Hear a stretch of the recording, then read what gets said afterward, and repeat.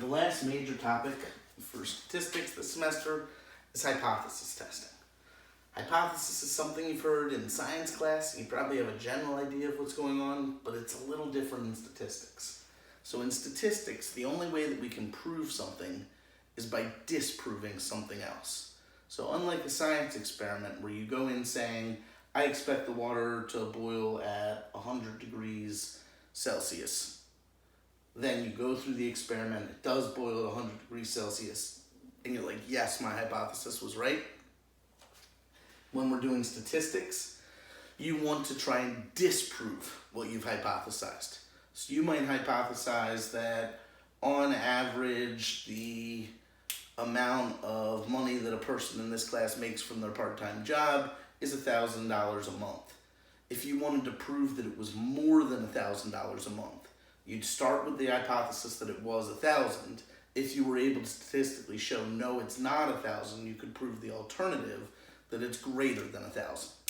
So whenever we set up a statistical hypothesis, we have two things. The null hypothesis that we're trying to disprove, it's always stated with an equal to sign. The alternative hypothesis that we're trying to actually say is correct has one of three signs, either greater than, less than, or not equal to. So our goal in deciphering these 5 statements is basically to say, what are they trying to prove? Put that in the alternative hypothesis, figure out what the null hypothesis would then have to be, and make sure that we have the right population symbols. So the first question here says, a vet wants to test whether the average wait time for her to see a patient is more than 20 minutes. So what she's really trying to prove is that the wait time is more than 20 minutes. For that reason, the alternative hypothesis, or HA, is that the mean, mu, is greater than 20. Once we know what they're trying to prove, then we can set up the null hypothesis that we'll end up trying to disprove. In this case, the null hypothesis uses the same population value, mean for mu, uses the same 20 that we're looking to compare it to, but always with the null, you just put an equal to sign. For number 2, it says a software developer wants to test whether 60% of their business is from existing clients. So in this case, there is no more or less that's given to me in what they're trying to prove. They don't know whether it's going to be more than 60% or less than 60%. For that reason, their alternative hypothesis has to have a not equal to. I'm going to write the 60% as a decimal, and then instead of using the population symbol for mean, we're going to use the population symbol for proportion, which is P. So when you're making up these null and alternatives, you have to get the format down, HO colon, HA colon. If you do a number of these, hopefully it'll start to become second nature.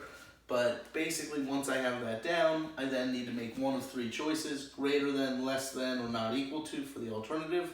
And I need to make one of 2 choices, mu for a mean or P for a proportion. Following up to number 2, I need to say that the null is always the same exact statement except with an equal sign. So really, when we run a hypothesis test for number 2, we would start out assuming that 60% of their business is from existing clients. We'd look at their business portfolio, calculate a z-score, and then find out that either, yes, this seems reasonable, we can't disprove it, or based on the data that we have, this is definitely false, we can prove that no, it's not equal to 60%. A doctor wants to determine whether the average bill for their clients is less than $500. So what they're trying to show is the alternative, that the bill is less than 500.